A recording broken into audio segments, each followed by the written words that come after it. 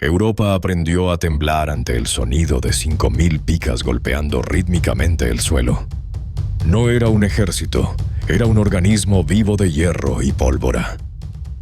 Los tercios españoles no solo ganaban batallas, aniquilaban la voluntad del enemigo antes incluso de que se disparara el primer arcabuz. Durante siglo y medio, el mundo tuvo un solo dueño, y ese dueño vestía el uniforme de la infantería española. Hoy diseccionamos la columna vertebral del imperio donde nunca se ponía el sol. Desde la revolucionaria táctica del cuadro hasta el misticismo del camino español, analizaremos la estructura de una unidad de élite que reescribió las leyes de la guerra moderna. En un mundo actual obsesionado con la tecnología punta, la historia de los tercios nos recuerda que la disciplina inquebrantable y la innovación táctica son las verdaderas llaves del poder global. Este no es solo un relato de conquistas, sino un análisis profundo sobre la supervivencia y el honor de unos hombres que frente a la derrota inevitable, siempre elegían la leyenda. Prepárate para descubrir por qué, 5 siglos después, los tercios siguen siendo el estándar de oro de la excelencia militar. Si buscas la verdad detrás de los mitos del siglo de oro, te invito a acompañarnos hasta el final de esta crónica. Suscríbete para explorar los capítulos más intensos de nuestra historia compartida. El siglo XV agonizaba entre las cenizas de un orden que se desmoronaba. Durante casi 1000 años, el campo de batalla europeo había sido el escenario exclusivo de una casta: la caballería pesada. El feudalismo no era solo un sistema político, sino una forma de hacer la guerra. Los ejércitos no eran instituciones permanentes, sino amalgamas de nobles vinculados por juramentos de vasallaje, que acudían al combate con sus propias huestes, sus propios estandartes y, sobre todo, sus propios intereses. En este modelo medieval, la guerra era un asunto de prestigio individual. El caballero, protegido por planchas de acero y montado sobre corceles masivos, era el tanque de su época. El combate se decidía en cargas frontales donde la fuerza bruta y el valor personal lo eran todo. La infantería, compuesta por campesinos mal armados y levas forzosas, era poco más que carne de cañón. Un estorbo necesario para proteger los flancos de la verdadera élite. Sin embargo, este paradigma de la guerra de caballeros empezó a mostrar grietas insalvables ante la evolución de la realidad social y tecnológica. El primer gran golpe al orgullo de la nobleza provino de la técnica. A finales de la Edad Media, los arqueros de tiro largo ingleses y los densos cuadros de picas suizos habían demostrado que un peón bien entrenado podía derribar a un aristócrata de su montura. Pero el cambio definitivo, el que realmente marcó el fin de una era, fue la aparición de la pólvora. A finales del siglo XV, el estruendo de los primeros cañones y el humo de las rudimentarias armas de fuego manuales empezaron a oscurecer los cielos de Europa. La introducción de la artillería cambió la arquitectura misma del poder. Los castillos medievales, cuyas murallas habían sido inexpugnables durante siglos, se desmoronaban ahora en cuestión de días bajo el impacto de las bolas de hierro. Esto significaba que el señor feudal ya no podía encerrarse en su fortaleza y desafiar al rey. El poder empezaba a centralizarse en las monarquías modernas, las únicas capaces de financiar el inmenso coste de estas nuevas armas. El viejo modelo militar ya no funcionaba por 3 razones críticas. Primero, por la falta de disciplina. Un ejército feudal era una reunión de egos. Los nobles a menudo desobedecían órdenes directas si consideraban que una maniobra no era honrosa. Segundo, por la falta de continuidad. Al terminar una campaña, los caballeros regresaban a sus tierras, disolviendo el ejército y perdiendo cualquier cohesión táctica. Y tercero, por la vulnerabilidad técnica. El caballero era lento, extremadamente caro de mantener y totalmente inútil ante una descarga de arcabucería bien organizada. Europa se encontraba en un callejón sin salida táctico. La guerra se estaba volviendo más letal, más cara y mucho más compleja. Se necesitaba una fuerza que pudiera combinar la resistencia de la pica con la innovación destructiva del fuego, y que además estuviera sometida a una jerarquía profesional. El escenario estaba listo para un cambio de guardia. El caballero estaba muerto. Era el momento de que el soldado de oficio tomara su lugar. Mientras Europa seguía intentando comprender los cambios en el campo de batalla, en la península ibérica se estaba gestando la transformación más radical de la historia militar. Los reyes católicos, Isabel de Castilla y Fernando de Aragón, no solo buscaban la unidad territorial de sus reinos, sino la creación de un Estado moderno. Y un Estado moderno requería, por encima de todo, un brazo armado profesional que no dependiera de los caprichos de la nobleza. La Guerra de Granada fue el preludio, pero el verdadero laboratorio, donde se forjó el acero de los tercios, fue la península itálica. Italia a finales del siglo XV y principios del XVI era el centro del mundo. Una joya codiciada por las grandes potencias, especialmente por la Francia de los Valois. Los franceses poseían la caballería más poderosa de la cristiandad y una artillería móvil de vanguardia. Cuando las tropas españolas desembarcaron en Italia para defender las posesiones de la Corona de Aragón, se enfrentaron a una realidad brutal. El modelo tradicional español de caballería ligera y ballesteros no podía detener la carga de los gendarmes franceses. Fue en este momento de crisis cuando surgió una figura cuya sombra se proyectaría sobre los siglos venideros. Gonzalo Fernández de Córdoba, conocido para la posteridad como el Gran Capitán. Fernández de Córdoba fue un visionario que comprendió que la guerra ya no se ganaba con heroísmo individual, sino con matemáticas, logística y psicología. Tras sufrir una amarga derrota en la batalla de Seminara, decidió que el ejército español debía morir para renacer. Su genialidad residió en la hibridación. Tomó la solidez de los cuadros de picas suizos y los perfeccionó. Pero su verdadera revolución fue la integración masiva del arma de fuego manual, el arcabuz. El Gran Capitán profesionalizó al soldado. Los hombres bajo su mando no eran siervos, eran profesionales que recibían una paga regular, que vestían con orgullo y que se sometían a una disciplina de hierro. Dividió sus tropas en unidades manejables, dotadas de una jerarquía de oficiales que permitía una flexibilidad inaudita en el campo de batalla. En batallas legendarias como Ceriñola y Garellano, el mundo fue testigo de un milagro táctico. Por primera vez en la historia, una infantería organizada en coronelías, el embrión de los futuros tercios, derrotaba de forma absoluta a la caballería pesada y a los mercenarios más reputados de la época. Las bases de los tercios quedaron sentadas sobre 3 pilares: la mezcla de armas, picas para la defensa, arcabuces para el ataque, el mando unificado y la profesionalización extrema. Ya no se trataba de quién cargaba más fuerte, sino de quién mantenía mejor la formación bajo fuego enemigo. Fernández de Córdoba no solo creó una unidad militar, creó una identidad. Inculcó en sus hombres un sentido de superioridad basado en el entrenamiento y la resistencia al sufrimiento.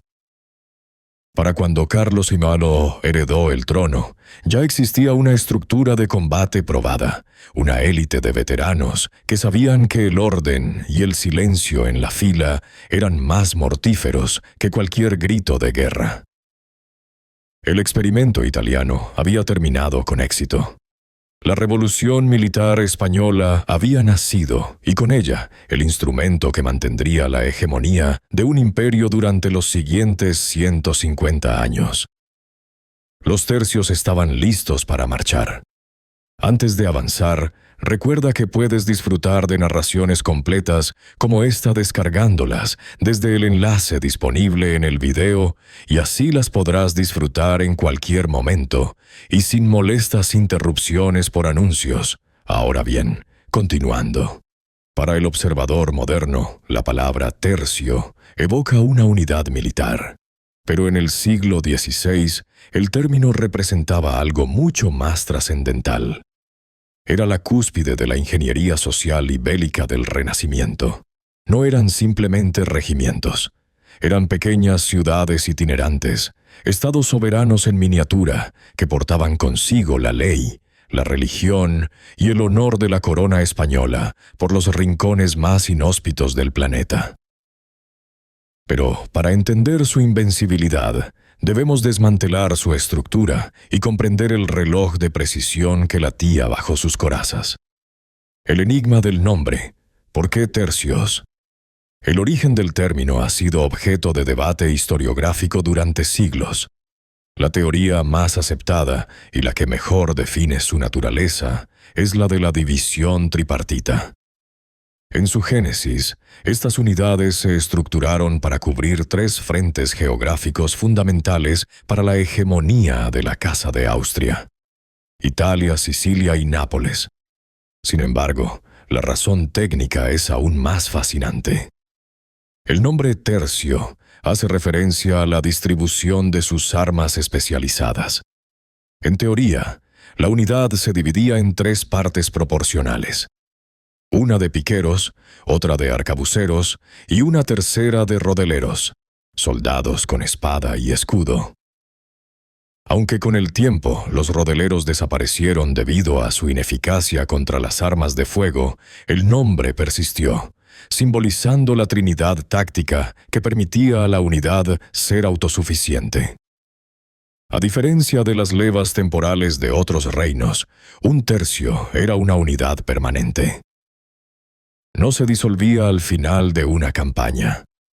Esta continuidad generaba un espíritu de cuerpo, donde el recluta más joven aprendía del veterano, creando una cadena de conocimiento táctico que no se interrumpía durante décadas. La anatomía del acero: picas, arcabuces y mosquetes.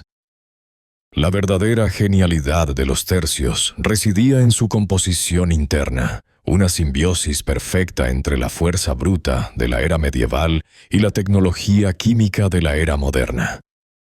El tercio era, en esencia, un erizo de acero con pulmones de fuego. En el corazón de la formación se encontraban los piqueros. Eran hombres de una fortaleza física extraordinaria, encargados de portar picas de madera de fresno que podían alcanzar los 5 metros de longitud. Su función era defensiva y disuasoria, formar un muro infranqueable de puntas de hierro que detenía en seco cualquier carga de caballería. Dentro de los piqueros existía una élite, los coseletes, que portaban armaduras completas, peto, espaldar y celada, y ocupaban las filas exteriores, recibiendo el impacto inicial del enemigo. Flanqueando este núcleo de madera y acero estaban las mangas de arcabuceros. El arcabuz era un arma de fuego lenta y pesada, pero letal a corta distancia. Los arcabuceros eran los encargados de hostigar al enemigo, rompiendo sus filas antes del choque de picas. A medida que la tecnología avanzó, se introdujo el mosquete, una versión más pesada y potente del arcabuz que requería una horquilla para apoyarse. El mosquetero era el francotirador del siglo XVI. Su proyectil podía perforar la armadura más costosa a 100 metros de distancia. Esta combinación permitía lo que hoy llamaríamos armas combinadas. Mientras las picas mantenían a la caballería a raya, los arcabuceros y mosqueteros diezmaban las filas enemigas. Si el enemigo se acercaba demasiado, los tiradores se refugiaban bajo el bosque de picas, quedando protegidos mientras recargaban. Era un sistema de defensa activa que ningún otro ejército europeo logró replicar con la misma fluidez. Jerarquía, disciplina y el culto al mando. Si las armas eran el cuerpo del tercio, la jerarquía y la disciplina eran su alma. A diferencia de los ejércitos mercenarios de la época, donde el caos era la norma, el tercio funcionaba con una estructura administrativa sorprendentemente moderna. Al mando de cada tercio, que solía contar con unos 3.000 hombres en el papel, aunque raramente en el campo, estaba el maestre de campo. Esta figura no era solo un general. Era un líder que combatía en primera línea, cuya autoridad emanaba directamente del rey. Por debajo de él, el sargento mayor coordinaba las tácticas y la logística, siendo el cerebro operativo de la unidad. Sin embargo, la unidad básica era la compañía, liderada por un capitán. El capitán de un tercio era una figura casi mística. Debía ser un ejemplo de virtud, valor y justicia. Pero lo que realmente diferenciaba a los españoles era el papel de los oficiales subalternos, como los alféreces y los sargentos, y especialmente la figura de los veteranos de primera fila. Estos soldados experimentados, que habían sobrevivido a decenas de combates, eran quienes mantenían la cohesión durante el terror de la batalla. La disciplina no se mantenía solo mediante el castigo, sino a través de un código de honor compartido. El soldado del tercio se veía a sí mismo como un hidalgo, independientemente de su origen social. Este orgullo de clase militar significaba que la deserción era vista como la máxima deshonra. En el campo de batalla, el silencio era la regla. Mientras otros ejércitos gritaban para darse valor, los tercios avanzaban en un silencio sepulcral, solo roto por el sonido de los tambores y pífanos que marcaban el paso. Ese silencio era, para el enemigo, más aterrador que cualquier grito. La diferencia abismal. El modelo español frente a Europa. ¿Por qué los tercios dominaron los campos de batalla mientras los ejércitos de Francia, Inglaterra o los estados alemanes fracasaban? La diferencia era conceptual. En primer lugar, la profesionalización. Mientras que los ejércitos franceses seguían dependiendo de una nobleza que buscaba la gloria individual, el tercio era un equipo profesional. El soldado español no luchaba por un señor feudal, sino por una nación y una religión, bajo una estructura de paga y promoción basada, parcialmente, en el mérito y la veteranía. En segundo lugar, la flexibilidad táctica. Otros ejércitos europeos utilizaban formaciones rígidas que, una vez rotas, se convertían en una masa desorganizada. Los tercios, gracias a su sistema de compañías y su entrenamiento constante, podían cambiar de formación en pleno combate, girar su frente para repeler ataques por el flanco o dividirse en unidades más pequeñas para combatir en terrenos accidentados. Por último, estaba la resistencia logística. El tercio estaba diseñado para la guerra de desgaste. Gracias al Camino Español, una ruta logística que conectaba Milán con los Países Bajos, los tercios podían recibir suministros y refuerzos a través de Europa.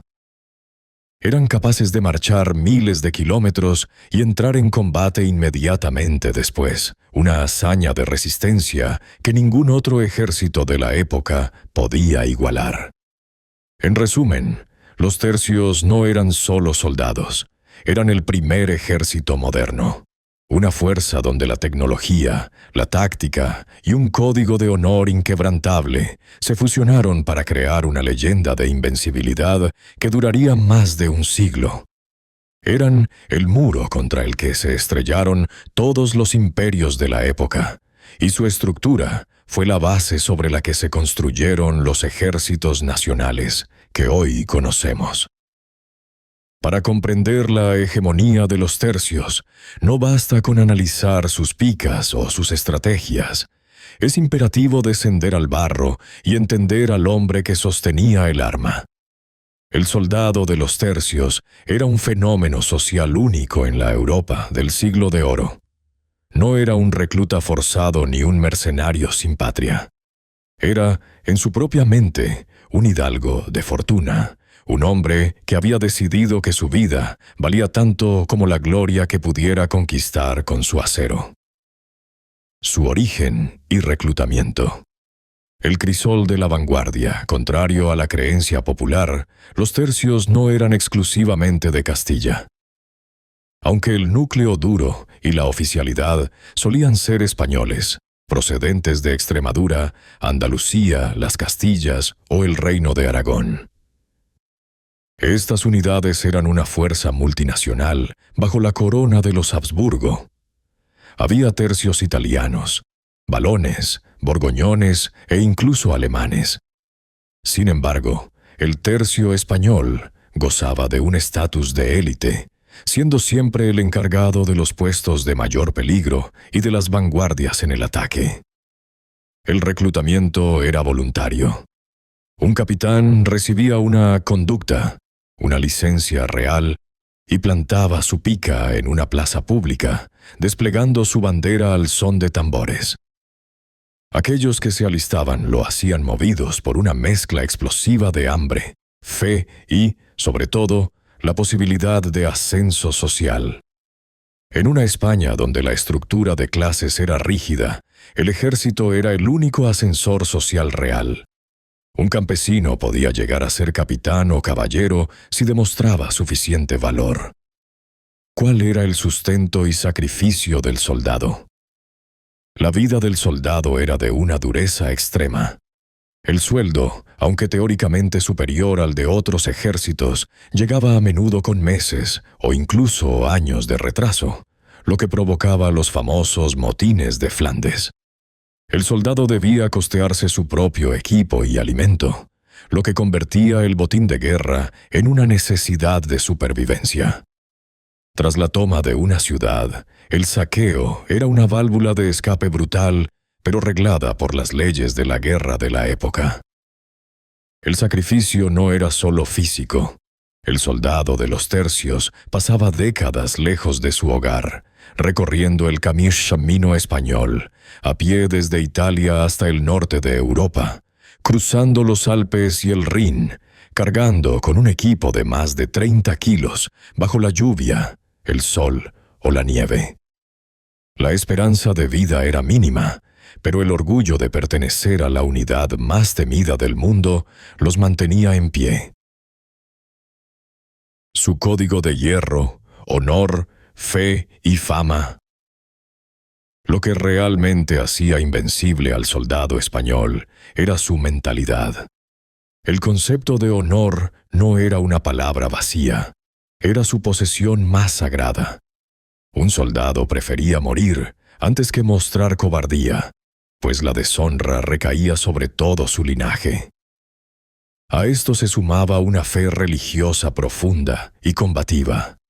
Se veían a sí mismos como los defensores de la cristiandad frente al protestantismo y al Imperio Otomano. Esta combinación de fe y orgullo generaba una mística de superioridad. Existía una obsesión con la fama, el deseo de que sus hazañas fueran narradas por poetas y cronistas, como decía la máxima de la época: España mi natura, Italia mi ventura, Flandes mi sepultura. Aceptaban su destino con un fatalismo heroico que aterraba a sus enemigos. Mitos y realidades. La leyenda negra los pintó como bárbaros sanguinarios, pero la realidad era más compleja. Eran hombres extremadamente cultos para su tiempo. No era raro encontrar soldados que leían latín o escribían poesía entre batalla y batalla, como Cervantes o Lope de Vega. El mito del soldado invencible era real, pero no por una fuerza sobrehumana, sino por una disciplina psicológica que les permitía aguantar en la línea cuando cualquier otro ejército habría huido en desbandada. Entrar en combate contra un tercio, en su apogeo, era como intentar derribar una montaña en movimiento. Su eficacia no radicaba en una carga frenética, sino en una coreografía letal y coordinada de distintas armas que funcionaban como un solo reloj biológico. El cuadrado de los tercios, la fortaleza humana. La formación básica era el escuadrón. A diferencia de los bloques masivos y torpes de otras naciones, el escuadrón español era flexible. El núcleo estaba compuesto por los piqueros, formando un bloque denso que podía presentar un erizo de puntas de acero en cualquier dirección. Si la caballería cargaba, los piqueros de las primeras filas hincaban la base de la pica en el suelo y apuntaban al pecho de los caballos, creando un muro infranqueable. La pica, como columna vertebral, la pica era el ancla del campo de batalla. Sin ella, los arcabuceros habrían sido presa fácil para la caballería. Pero la pica española tenía una función psicológica. El avance de un bloque de picas, en silencio absoluto y con un paso rítmico, generaba una presión insoportable. No se trataba solo de empujar. Los piqueros estaban entrenados para esgrimir la pica, buscando los huecos en la formación enemiga con una precisión quirúrgica. Mientras el cuadro de picas mantenía la posición, los arcabuceros y mosqueteros operaban en las esquinas y flancos, en unidades llamadas mangas. Aquí es donde residía la modernidad de los tercios. Los españoles perfeccionaron la técnica de la contramarcha. La primera fila disparaba y se retiraba a la última para recargar, mientras la segunda avanzaba para disparar. Esto creaba una lluvia de fuego constante, un pulso de muerte que impedía al enemigo reagruparse. El mosquete, con su mayor alcance y potencia, se utilizaba para abatir a los oficiales enemigos y romper las armaduras más pesadas antes de que llegaran al choque de picas. La coordinación entre el fuego y el acero era tan fluida que, cuando el enemigo finalmente lograba llegar al cuerpo a cuerpo tras cruzar el infierno de balas, se encontraba con un muro de picas fresco y disciplinado. ¿Cuál era su adaptabilidad? Lo que hacía que los tercios fueran casi invencibles durante más de un siglo era su capacidad de adaptación. Si el terreno era llano, formaban grandes cuadros defensivos. Si el terreno era accidentado, como en las selvas de Filipinas o las colinas de Italia, se dividían en unidades pequeñas y ágiles. Frente a los turcos, aprendieron a combatir contra una caballería ligera y escurridiza. Frente a los franceses, a detener cargas de caballería pesada. Y frente a los holandeses, a dominar la guerra de asedios y trincheras. Inventaron las encamisadas, ataques nocturnos donde los soldados se ponían camisas blancas sobre la armadura para reconocerse entre ellos, infiltrándose en los campamentos enemigos para sembrar el caos antes del amanecer. El secreto de la invencibilidad, la clave no era una técnica secreta, sino la economía del miedo. Los tercios sabían sufrir. Podían aguantar bombardeos de artillería durante horas sin romper la formación. En una época donde la mayoría de las batallas se perdían cuando un bando entraba en pánico y huía, los españoles simplemente no se movían. Ese estoicismo, sumado a una veteranía que permitía que cada soldado supiera exactamente qué hacer sin esperar órdenes, los convirtió en la fuerza más temida de la historia. Durante 150 años, desde la victoria en Ceriñola hasta la derrota en Rocroi, el mundo supo que enfrentarse a un tercio no era una batalla, era una sentencia. A principios del siglo XVI, Italia no era una nación, sino el tablero de ajedrez más codiciado y peligroso del mundo. Sus ciudades-estado, ricas y refinadas, eran el epicentro del Renacimiento, pero también el imán que atraía las ambiciones de las dos grandes potencias del momento, la Francia de los Valois y la España de los Habsburgo. Fue en este escenario de mármol y sangre donde los tercios no solo ascendieron, sino que se convirtieron en la pesadilla de Europa. Porque las guerras italianas definieron una era. Las guerras de Italia fueron el crisol donde se fundió el viejo mundo medieval con la modernidad. Francia confiaba en su gendarmería, la caballería pesada más imponente de la cristiandad, convencida de que nada podía resistir su carga. Pero España, bajo la dirección de figuras como el Gran Capitán y más tarde el Marqués de Pescara, presentó algo que los franceses no supieron interpretar a tiempo: una infantería técnica, disciplinada y armada con el poder del fuego. En las llanuras de Lombardía y Nápoles, los tercios perfeccionaron el arte de la defensa activa. Italia obligó a los españoles a ser ingenieros, estrategas y expertos en logística. Allí se comprendió que el control de una península tan accidentada requería no solo valor, sino una coordinación perfecta entre las guarniciones fijas y las fuerzas de maniobra. ¿Qué batallas clave forjaron su reputación de invencibles? Si hubo un momento en que el mundo entendió que las reglas de la guerra habían cambiado para siempre, ese fue la batalla de Pavía en 1525. Aquella mañana brumosa, los arcabuceros españoles hicieron lo impensable. Diezmaron a la nobleza francesa y capturaron al mismísimo rey de Francia, Francisco I. La imagen del monarca más poderoso de Europa, rindiéndose ante soldados de infantería, hombres que, para la mentalidad de la época, eran plebeyos, mandó una onda de choque por todo el continente. Pero Pavía no fue un accidente. Antes, en Bicocca, los arcabuceros españoles habían destruido a los mercenarios suizos, considerados hasta entonces los mejores infantes del mundo. Los suizos cargaron con su arrogancia habitual, solo para ser masacrados por las descargas cerradas de los españoles desde posiciones fortificadas. Fue tal la facilidad de la victoria que en el idioma italiano la palabra bicocca pasó a significar algo sencillo o una ganga. Estas victorias no solo daban tierras, daban una aureola de superioridad psicológica que ganaba batallas antes de que éstas comenzaran. ¿Cuál era el nivel de miedo que despertaban en Europa? Hacia mediados del siglo XVI, el sonido de los tambores españoles en las fronteras de un estado era suficiente para forzar tratados diplomáticos. En Europa se empezó a hablar de la furia española.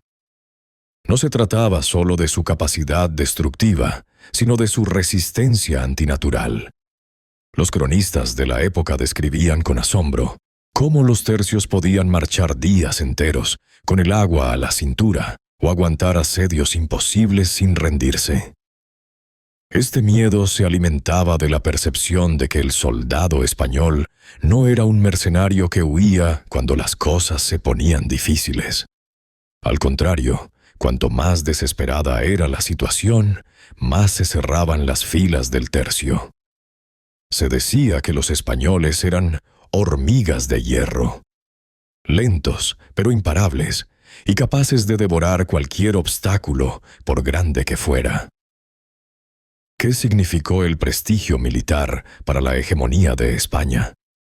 El prestigio de los tercios convirtió a España en el árbitro de Europa.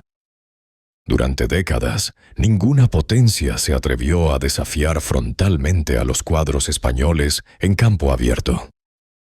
Este dominio militar permitió que el imperio pudiera expandirse por América y el Pacífico, sabiendo que el corazón en Europa estaba protegido por la mejor infantería que el mundo había visto desde las legiones de Roma.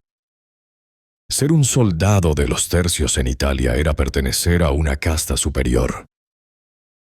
Los oficiales españoles se paseaban por Roma, Milán y Nápoles con la arrogancia de quien sabe que es el dueño del mundo. Pero este prestigio, forjado en el sol de Italia, pronto sería puesto a prueba en un escenario mucho más sombrío, húmedo y brutal. Las tierras bajas del norte. Si Italia fue el escenario de la gloria y el brillo de los tercios, Flandes fue el lugar donde su acero fue templado en el hielo y el lodo. ¿Cómo fue la transición hacia la rebelión de los Países Bajos? La llegada del duque de Alba a Bruselas en 1567 marcó el inicio de una era de hierro. Lo que los rebeldes holandeses, liderados por Guillermo de Orange, planteaban no era solo una guerra de independencia, sino una guerra de desgaste total. Flandes era un territorio de pesadilla para una infantería acostumbrada a la maniobra. Un laberinto de diques, pantanos y ciudades amuralladas donde cada palmo de tierra debía pagarse con sangre. Aquí los tercios tuvieron que reinventarse, convirtiéndose en maestros del asedio y de la guerra de guerrillas. ¿Qué representaba el camino español para el destino de los soldados? Debido a que el Canal de la Mancha estaba controlado por piratas ingleses y rebeldes holandeses, los mendigos del mar, España tuvo que crear la hazaña logística más impresionante de la historia moderna. El Camino Español. Era una ruta terrestre que nacía en Milán, cruzaba los Alpes por pasos imposibles, atravesaba el Franco Condado y Lorena, y llegaba finalmente a Luxemburgo y Bruselas. Miles de soldados recorrieron estos 1000 kilómetros a pie, año tras año, para alimentar la hoguera interminable de la guerra en Flandes. El Camino Español era el cordón umbilical del imperio. Si se cortaba, los tercios en el norte morirían por falta de refuerzos, porque las condiciones extremas llevaron al límite a los soldados. El clima de Flandes era el enemigo más persistente. El frío húmedo calaba hasta los huesos, oxidaba los arcabuces y pudría los pies de los soldados en las trincheras. Las campañas no se detenían en invierno. Las ciudades se asediaban durante meses bajo la nieve. El hambre era una compañera constante. Cuando las flotas de Indias se retrasaban o eran hundidas, el dinero no llegaba. Fue aquí donde surgieron los famosos motines. A diferencia de otros ejércitos donde los motines eran desorganizados, los soldados de los tercios se amotinaban con una disciplina aterradora. Elegían a sus propios líderes, llamados electos, mantenían sus guardias y seguían cuidando sus armas, pero se negaban a combatir hasta que se les pagara lo adeudado. Una vez recibida la paga, volvían a ser los soldados más fieles y feroces del mundo. Esta dualidad, capaces de la rebelión más absoluta y de la lealtad más extrema, definía el carácter único del soldado español en Flandes. ¿Cómo fue la resistencia en el infierno del norte? A pesar del hambre y la falta de pagas, los tercios lograron hitos asombrosos. Un ejemplo icónico fue el milagro de Empel, donde un tercio rodeado por la flota holandesa y con el agua al cuello se salvó gracias a que el río se congeló milagrosamente durante la noche, permitiendo a los españoles atacar a pie por el hielo y capturar los barcos enemigos. Sin embargo, Flandes se convirtió en una herida abierta.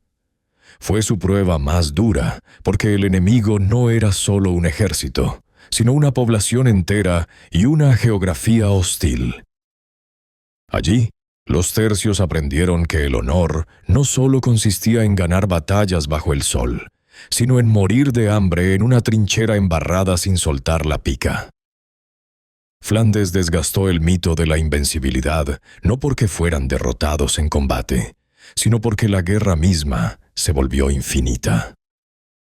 Fue el lugar donde el imperio español demostró que podía aguantar lo inaguantable, pero a un coste que terminaría por agotar sus fuerzas vitales. La historia militar no se escribe con intenciones, sino con hechos consumados sobre el terreno. Durante más de un siglo, los tercios no solo participaron en batallas, protagonizaron hitos que alteraron el curso de la civilización occidental. Cada vez que los cuadros de picas españoles se desplegaban, el destino de reyes y religiones quedaba en suspenso. Para entender su leyenda, debemos mirar hacia los campos donde el mito se hizo carne. ¿Cómo cambió el mundo en los campos de Pavía y San Quintín? La batalla de Pavía, 1525, es posiblemente el acta de nacimiento de la hegemonía española. En un mundo donde la nobleza francesa despreciaba a la infantería, los arcabuceros españoles demostraron que un peón con pólvora valía más que un duque a caballo. El hecho de que el rey Francisco I terminara como prisionero en Madrid no fue solo una victoria militar, fue un terremoto político. Pavía demostró que el dinero y el linaje no podían comprar la victoria frente a la disciplina técnica de los tercios. Décadas más tarde, en San Quintín, 1557, los tercios volvieron a humillar a la corona francesa bajo el mando de Felipe II. Fue una victoria tan absoluta y tan sangrienta que el rey, abrumado por la escala de la matanza, decidió construir el monasterio de El Escorial para conmemorar el triunfo y honrar a los caídos. San Quintín no fue solo una batalla, fue el golpe de gracia que obligó a Francia a aceptar la supremacía española en Europa durante generaciones. ¿Por qué Mühlberg representó el triunfo sobre la Europa protestante? En las orillas del río Elba, en 1547, los tercios de Carlos V se enfrentaron a la Liga de Esmalcalda. La batalla de Mühlberg fue una demostración de audacia.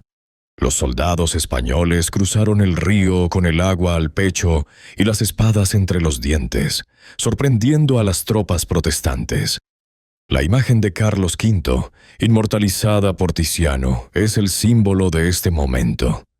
Un imperio que, apoyado en sus tercios, se sentía el brazo armado de Dios en la tierra. Fue una victoria que consolidó el poder imperial en el corazón de Alemania. ¿Qué hay de cierto en el milagro de Empel? Si hay una historia que define la mística de los tercios, es el milagro de Empel, 1585. Bloqueados en un islote, sin comida, rodeados por la flota holandesa y bajo una lluvia incesante, los soldados españoles estaban sentenciados. Tras encontrar una tabla con la imagen de la Inmaculada Concepción, mientras cavaban una trinchera, los hombres se negaron a rendirse con una frase que pasó a la posteridad. Ya hablaremos de capitulación después de muertos. Esa noche, un viento helado e inusual congeló las aguas del río Mosa. Los españoles, aprovechando el hielo, caminaron sobre el río y atacaron a la flota enemiga por sorpresa, destruyéndola. Para los holandeses fue un fenómeno meteorológico inexplicable. Para los españoles fue la prueba definitiva de que Dios combatía en sus filas, que hizo que estas batallas fueran realmente históricas. Más allá de las bajas y las conquistas territoriales, estas batallas fueron históricas porque crearon una doctrina de invencibilidad. Cada triunfo alimentaba la moral del soldado español y destruía la del enemigo antes de empezar. Los tercios no ganaban por número, a menudo estaban en inferioridad, sino por una capacidad de sacrificio que rozaba lo fanático. Estas batallas demostraron que los tercios eran un sistema que no fallaba. Si las picas aguantaban y los arcabuces disparaban, la victoria era una cuestión de tiempo. En el siglo XVI, el prestigio no era una cuestión de vanidad, sino un componente esencial de la guerra. La fama de los tercios funcionaba como una fuerza de disuasión tan efectiva como sus propios cañones. Europa no solo veía a los tercios como un ejército, sino como una fuerza de la naturaleza, una plaga de hierro que avanzaba con una arrogancia que oscilaba entre lo admirable y lo detestable. ¿Cómo nació su reputación de invencibilidad absoluta? Durante más de 100 años, los tercios no perdieron una sola batalla de importancia estratégica en campo abierto. Esta racha estadística no tenía precedentes desde las legiones romanas. La reputación de invencibilidad se alimentaba de una realidad psicológica. El soldado de los tercios nunca se rompía. En una época donde la mayoría de los ejércitos huían en desbandada al perder a su general o al verse flanqueados, los españoles simplemente hacían cuadro y morían donde estaban, matando a todo el que se acercara. Esta resistencia extrema convenció a Europa de que derrotar a un tercio no era una tarea militar, sino una imposibilidad física. ¿De qué manera la propaganda y el miedo moldearon la leyenda negra? El miedo es un terreno fértil para la propaganda. Los enemigos de España, especialmente holandeses e ingleses, utilizaron la imprenta para pintar a los soldados de los tercios como monstruos sedientos de sangre, crueles e impíos. Los grabados de la época los mostraban saqueando ciudades con una ferocidad demoníaca. Sin embargo, este terror era una moneda de doble cara. Aunque generaba odio, también aseguraba que muchas ciudades se rindieran al primer aviso de que un tercio se aproximaba. El nombre de España se convirtió en un arma psicológica. El simple hecho de saber que un maestre de campo español estaba al mando de una operación bastaba para que los mercenarios al servicio de otras potencias desertaran o exigieran pagas dobles por el riesgo que suponía enfrentarlos. ¿Qué decían las crónicas enemigas y los relatos de la época? Es en los relatos de sus propios enemigos donde mejor se aprecia el respeto que infundían. Crónicos franceses e italianos destacaban con asombro la disciplina de los españoles, su silencio en la marcha, su desprecio por la muerte y sobre todo su soberbia. Se decía que un soldado español, por muy pobre que fuera, se comportaba como un príncipe. El embajador veneciano escribió en una ocasión que los españoles eran los mejores soldados que hay en la cristiandad, destacando que su mayor virtud no era la fuerza, sino la obediencia a sus jefes y la paciencia ante las privaciones. Invariablemente los relatos coinciden en un punto. El soldado español no consideraba a nadie por encima de él en el campo de batalla. ¿Cómo se convirtió el honor español en un concepto universal? Este respeto mezclado con pavor forjó la imagen del soldado de España como el arquetipo de la excelencia militar. La fama de los tercios influyó en la moda, en el idioma y en el teatro de toda Europa. El respeto que despertaban era tal que incluso en las derrotas finales, como en Rocroi, los enemigos franceses permitieron a los supervivientes de los tercios salir del campo de batalla con sus banderas y sus armas, en un gesto de reconocimiento a una unidad que, incluso vencida, seguía inspirando un respeto casi religioso. Los tercios no solo dominaron los campos de batalla, dominaron la imaginación de un continente durante siglo y medio, dejando un legado de terror y admiración que aún hoy, 500 años después, sigue fascinando al mundo.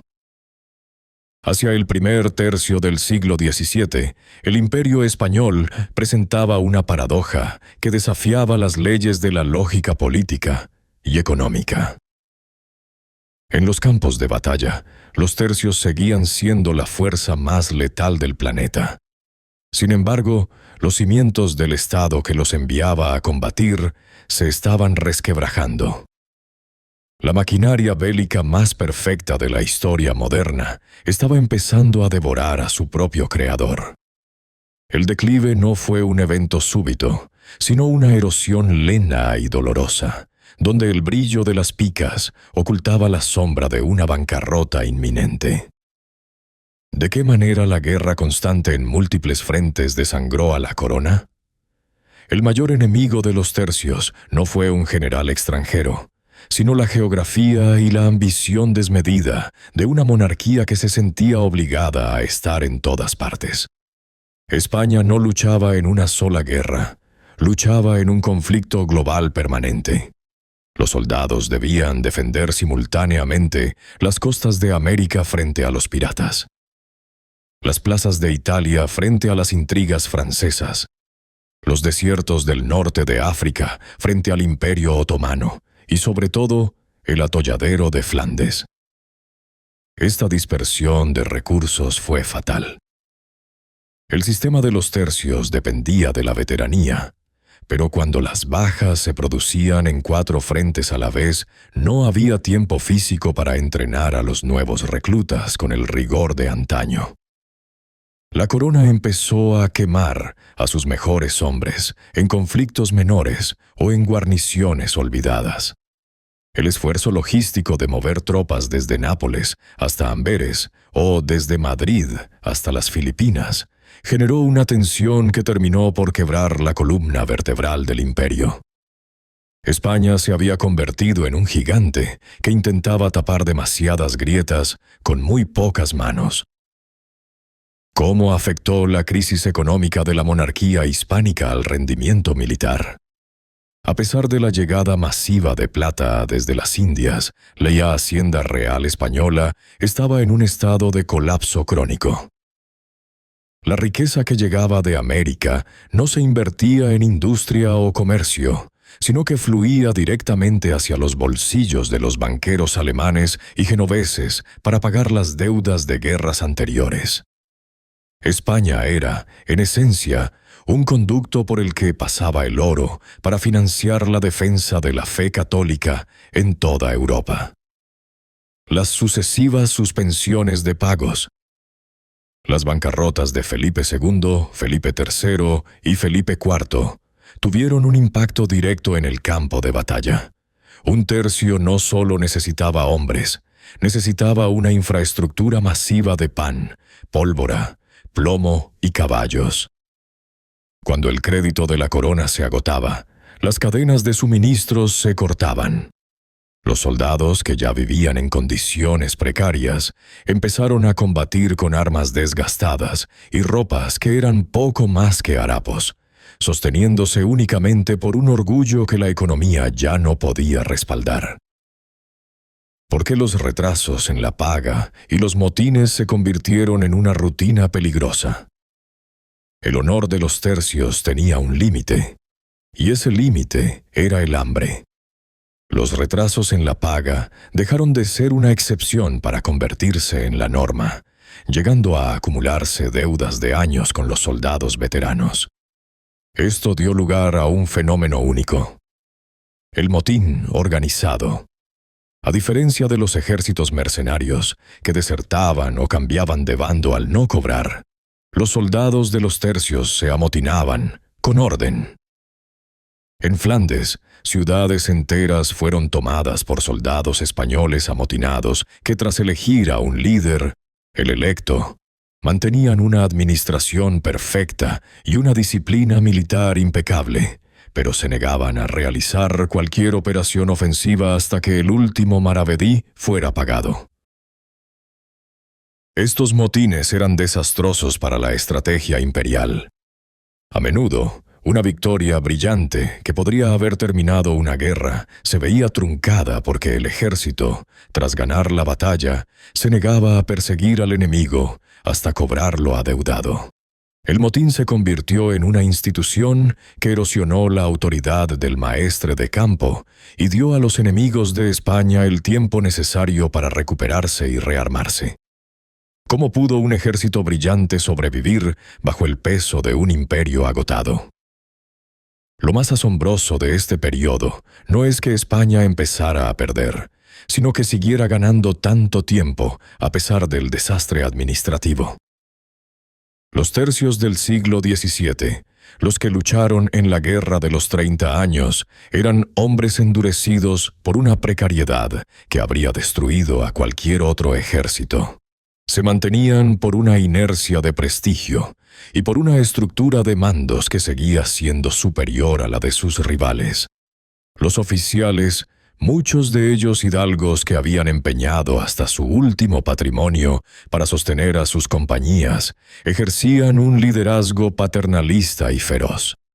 El soldado de los tercios se sentía partícipe de una misión providencial. Creían genuinamente que eran el último baluarte de la civilización y la fe. Sin embargo, el sistema estaba al límite. Mientras Francia se centralizaba bajo el mando de cardenales como Richelieu, creando un Estado moderno volcado en la guerra, España seguía intentando gestionar un imperio del siglo XVI, estructuras burocráticas obsoletas. Los tercios seguían siendo invencibles en el cuerpo a cuerpo, pero estaban perdiendo la guerra logística y económica. ¿Cuál fue el coste humano de esta resistencia desesperada? El desgaste no solo fue financiero, sino demográfico. Castilla, el corazón del reclutamiento de los tercios, se estaba quedando vacía. Los hombres más jóvenes y capaces eran enviados a morir a miles de kilómetros de casa, dejando campos sin labrar y familias rotas.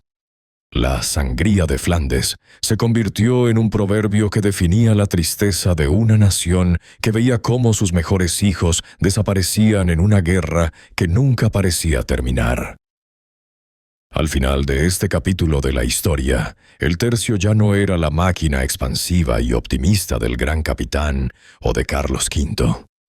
Era una fuerza defensiva, una guardia pretoriana de un imperio en retirada, que luchaba con la rabia de quien sabe que su tiempo se agota, pero que se niega a bajar la bandera. El brillo de la pica seguía ahí, pero el brazo que la sostenía estaba temblando de puro cansancio. La tragedia de los tercios fue que, a pesar de su excelencia técnica, no pudieron salvar a un Estado que ya no podía salvarse a sí mismo. El 19 de mayo de 1643, en un claro de los bosques de las Ardenas, el suelo de Europa tembló por una razón distinta a la habitual. No fue el estruendo de la victoria lo que resonó, sino el silencio de un mito que se quebraba. La batalla de Rocroi ha pasado a la posteridad como el certificado de defunción de los tercios, pero la realidad histórica es mucho más matizada y heroica de lo que la propaganda francesa de la época quiso admitir. ¿Cuál era el contexto desesperado antes del choque? España y Francia se encontraban enfrascadas en una lucha a muerte por la hegemonía europea. La monarquía hispánica, asfixiada por la reciente rebelión de Cataluña y la secesión de Portugal, necesitaba un golpe de efecto. El plan era ambicioso: invadir Francia desde Flandes para aliviar la presión sobre los otros frentes. Un ejército comandado por el joven Francisco de Melo, compuesto por la flor innata de la infantería española, valona, italiana y alemana, puso sitio a la plaza fuerte de Rocroi. Lo que no esperaban era la rapidez de la respuesta francesa, bajo el mando de un joven de 21 años, el duque de Enghien, el futuro gran conde, quien decidió arriesgarlo todo en una batalla campal. ¿Qué ocurrió realmente en el fango de Rocroi? La batalla comenzó con éxito para las armas españolas en algunos sectores, pero la superioridad de la caballería francesa y un error de coordinación en las alas españolas dejaron a la infantería del tercio sola en el centro del campo. Mientras los contingentes italianos y alemanes se retiraban o eran dispersados, los 5 tercios españoles, el núcleo de veteranos, se negaron a retroceder. Formaron un cuadro defensivo impenetrable. Durante horas, los franceses lanzaron carga tras carga de caballería y dispararon su artillería a quemarropa contra la masa de picas. Los españoles, agotados y rodeados, repelieron hasta 3 asaltos masivos. Fue tal la carnicería y tal la admiración que despertó su resistencia que el duque de Enghien, incapaz de romper el cuadro, ofreció una capitulación honrosa. Los españoles podrían salir con sus banderas, sus armas y sus tambores, como si hubieran ganado la posición. Sin embargo, un malentendido durante la tregua provocó una última descarga francesa que convirtió la resistencia en una masacre final. Fue una derrota militar o una derrota moral. Militarmente, Rocroi no fue la destrucción total del ejército de Flandes. De hecho, los tercios se reconstruyeron y siguieron ganando batallas durante décadas. Sin embargo, moralmente fue devastadora.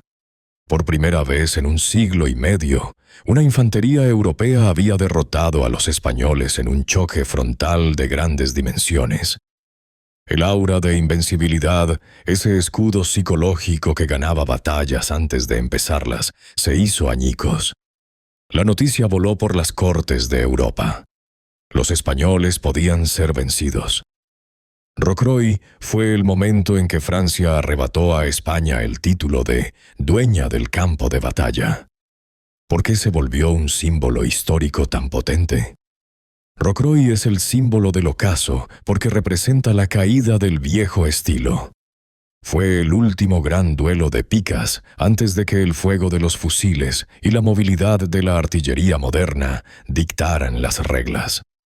La imagen de los veteranos españoles, con sus ropas raídas y sus rostros curtidos, manteniendo la formación mientras el mundo a su alrededor se desmoronaba, se convirtió en el icono del fin de una era.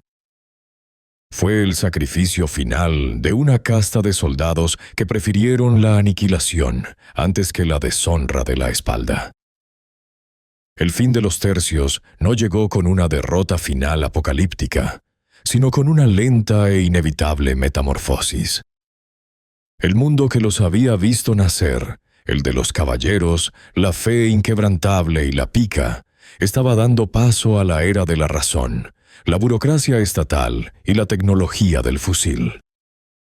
Los tercios no desaparecieron porque fueran inútiles, sino porque el concepto mismo de guerra había mutado hacia algo que ya no podían contener. ¿Cómo cambió la guerra moderna el destino del tercio?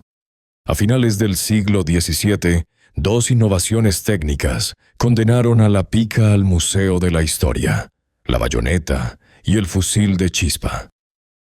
El fusil era más rápido y fiable que el arcabuz, y la bayoneta permitía que cada tirador fuera, al mismo tiempo, su propio piquero.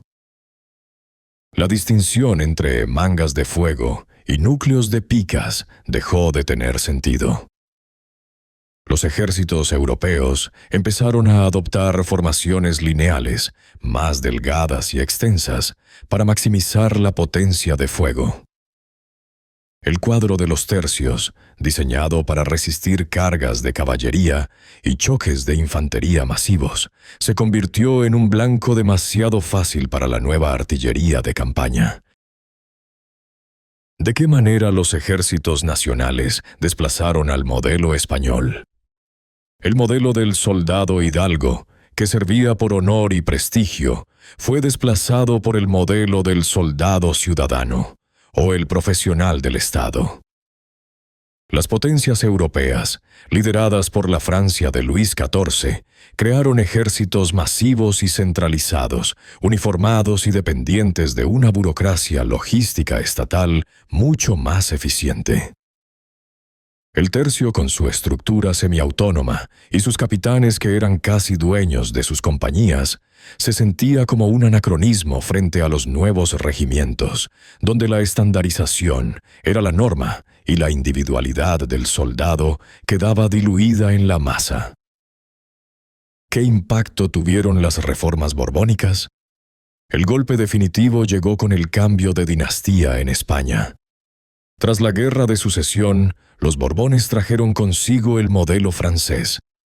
Felipe V, buscando modernizar y centralizar el poder, firmó el decreto de 1704. En una serie de ordenanzas, se suprimió el nombre de tercio y se sustituyó por el de regimiento. Los maestres de campo pasaron a ser coroneles. La Cruz de Borgoña, aunque siguió presente, empezó a compartir espacio con el escudo de los Borbones. Se buscaba un ejército que mirara al futuro, dejando atrás las tradiciones de los Habsburgo, que se consideraban ligadas a la decadencia del siglo anterior. ¿Cuál fue el fin oficial de los tercios? Oficialmente, los tercios dejaron de existir en 1704, pero su esencia tardó más en morir. Muchos regimientos actuales del Ejército de Tierra español son herederos directos de aquellos tercios antiguos, conservando sus nombres y sus tradiciones. El fin de los tercios marcó el cierre de la mayor epopeya militar de la historia de España. Se fueron no por falta de valor, sino porque el tiempo es el único enemigo al que ninguna formación de picas puede detener. Dejaron tras de sí un continente configurado por su acero, un idioma expandido por su presencia y una leyenda de disciplina y resistencia que, aún hoy, sigue siendo el estándar de oro de la infantería mundial. Los tercios desaparecieron, pero el recuerdo del muro de acero español permanece grabado en el ADN de la historia militar universal. 5 siglos después de que el gran capitán revolucionara los campos de batalla de Italia, la sombra de los tercios sigue proyectándose con una fuerza inusitada. No son solo un recuerdo de una era de dominio imperial, son un fenómeno cultural, un caso de estudio militar y, sobre todo, una parte fundamental de la identidad histórica de Occidente. El fin de las picas no significó el fin de su influencia. Al contrario, su desaparición formal en el siglo XVIII dio paso a una mitificación que mezcla la realidad más cruda con la épica más elevada. ¿Cómo influyeron los tercios en la configuración de los ejércitos modernos? A menudo se comete el error de pensar que los tercios fueron una unidad medieval tardía, cuando en realidad fueron el primer ejército moderno de Europa. Su estructura organizativa fue la plantilla sobre la que se construyeron las fuerzas armadas de las grandes potencias posteriores.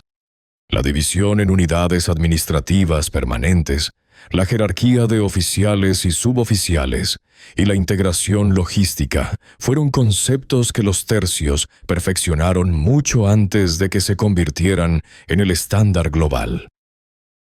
La táctica de armas combinadas, la coordinación íntima entre el choque físico y el fuego de proyectiles, es el legado técnico más directo de los tercios. Aunque la pica desapareció, la mentalidad de utilizar el fuego para preparar el asalto y el acero para consolidar la victoria sigue vigente en las doctrinas de infantería actuales. Incluso la figura del sargento, como el veterano encargado de la disciplina y el orden táctico, debe su relevancia moderna a la importancia que este rango tuvo en las compañías españolas. Los ejércitos de Federico el Grande, de Napoleón e incluso las divisiones contemporáneas son deudores de esa profesionalización del soldado de oficio que España impuso en el Siglo de Oro. ¿Qué presencia tienen los tercios en la cultura y la literatura universal? Es imposible separar a los tercios de la explosión creativa del Siglo de Oro español. Muchos de los mejores escritores de la lengua castellana no solo escribieron sobre los tercios, sino que fueron soldados de los tercios. Miguel de Cervantes, el autor de El Quijote, perdió la movilidad de su mano izquierda en la batalla de Lepanto, un honor que llevó con orgullo hasta su muerte. Lope de Vega, Francisco de Quevedo y Calderón de la Barca también sirvieron en las filas o escribieron dramas que ensalzaban el espíritu de estas unidades. En la pintura, Velázquez inmortalizó el espíritu de los tercios en la rendición de Breda. En ese cuadro no vemos a un vencedor humillando a un vencido, sino un gesto de magnanimidad y caballerosidad entre soldados. Las lanzas, picas, que se elevan al fondo, no son solo armas. Son un símbolo de orden y poder frente al caos.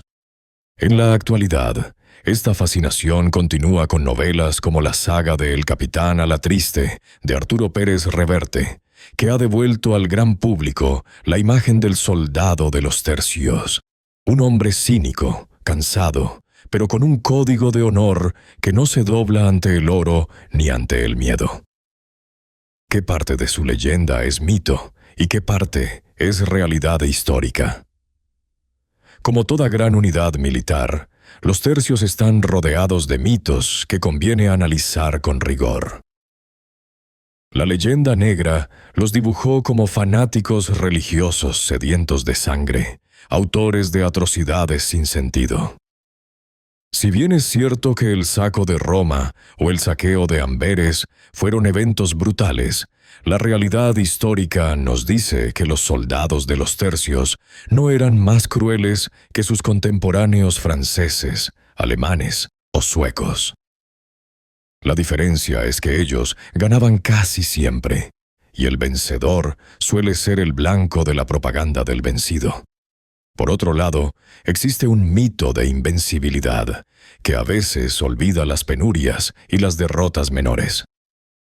Los tercios no eran superhombres, eran campesinos, hidalgos empobrecidos y aventureros que pasaban frío, hambre y miedo. Su verdadera grandeza no radicaba en una fuerza física superior, sino en una resiliencia psicológica extraordinaria. Lo que es una realidad incuestionable es su disciplina. Mientras otros ejércitos de la época se deshacían tras la primera carga, los españoles mantenían la línea. El silencio español en combate no es un mito romántico. Está documentado por cronistas de todas las naciones como uno de los sonidos más aterradores del campo de batalla. ¿Por qué nos siguen fascinando hoy, siglos después de su desaparición? La fascinación moderna por los tercios nace de su capacidad para encarnar valores que parecen perdidos en el mundo contemporáneo. En una era de guerras tecnológicas y deshumanizadas, el tercio representa el valor individual dentro de la disciplina colectiva. El concepto de «el camino español», una hazaña logística de miles de kilómetros a pie, resuena como una metáfora del esfuerzo humano extremo. Además, existe una fascinación por la estética y la mística de la época. La imagen de la Cruz de Borgoña, ondeando sobre un bosque de picas, bajo el humo de los arcabuces, tiene una fuerza visual que el cine y los videojuegos han explotado repetidamente.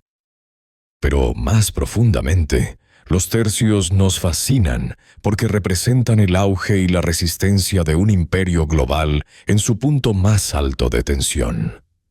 Son el símbolo de una España que, para bien o para mal, decidió jugar el papel principal en el escenario del mundo.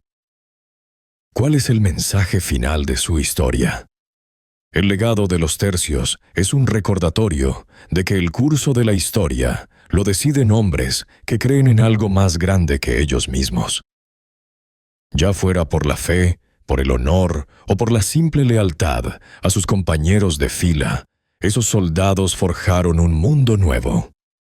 Hoy, los nombres de las compañías de los tercios, como el de Saboya, Soria o Flandes, siguen vivos en los regimientos del ejército de tierra español, manteniendo una línea ininterrumpida de tradición militar. Al cerrar este capítulo de la historia, debemos entender que los tercios no fueron solo una herramienta de conquista. Fueron un testimonio de la capacidad de resistencia del ser humano. Nos dejan un legado de orden en el caos, de profesionalidad en la barbarie y de un orgullo que, incluso en la derrota de Rocroi, se negó a arrodillarse. Su historia no es solo la historia de España. Es una crónica universal sobre el poder de la voluntad y la disciplina sobre el destino. Los tercios se fueron, pero su acero sigue brillando en cada página de la historia militar que busca entender qué significa ser invencible. Escena sugerida. Primer plano de una cruz de Borgoña desgarrada por el viento. La cámara se aleja mostrando un campo de batalla vacío al atardecer, donde solo queda el silencio.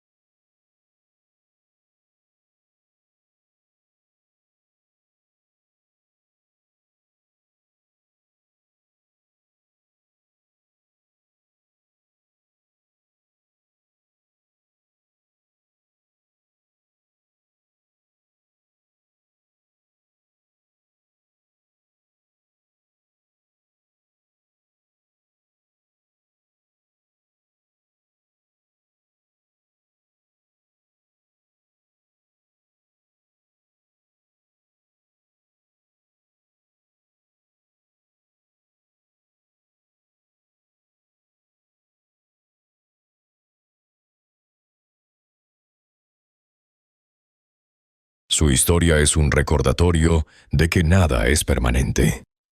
Ni siquiera el muro de picas más sólido del mundo pudo detener el avance del tiempo y el cambio de las eras.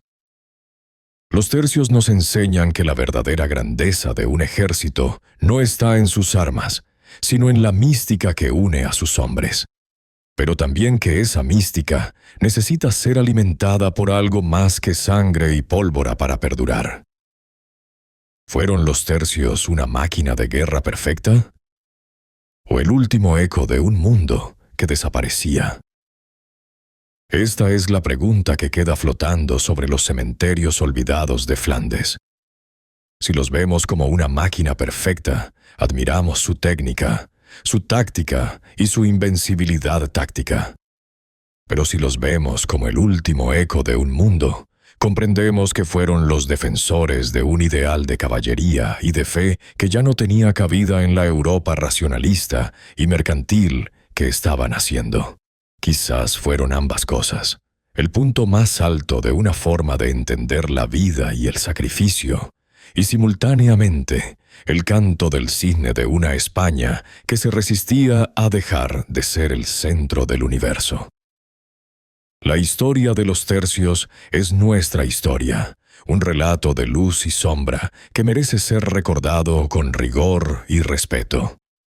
Si te ha gustado esta inmersión profunda en las entrañas del Imperio Español, te invito a que des un paso más. Mención de descarga. He preparado una versión narrada de este guión, diseñada para ser escuchada como un audiolibro o un podcast documental de alta calidad. Puedes descargarla directamente a través del enlace que encontrarás en la descripción del video y en el comentario fijado.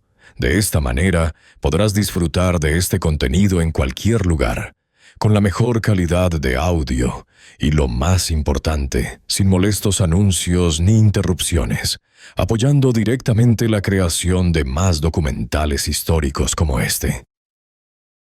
Muchas gracias por habernos acompañado hasta el final de este viaje. Tu tiempo es el mayor apoyo que este canal puede recibir. Si aún no lo has hecho, por favor, suscríbete y activa la campana de notificaciones. Es la única forma de que el algoritmo sepa que el contenido histórico de calidad tiene un lugar en YouTube. Comparte este video con alguien que ame la historia y déjanos tu opinión en los comentarios. ¿Crees que los tercios podrían haber sobrevivido con otras reformas, o su final era inevitable? Déjamelo en los comentarios.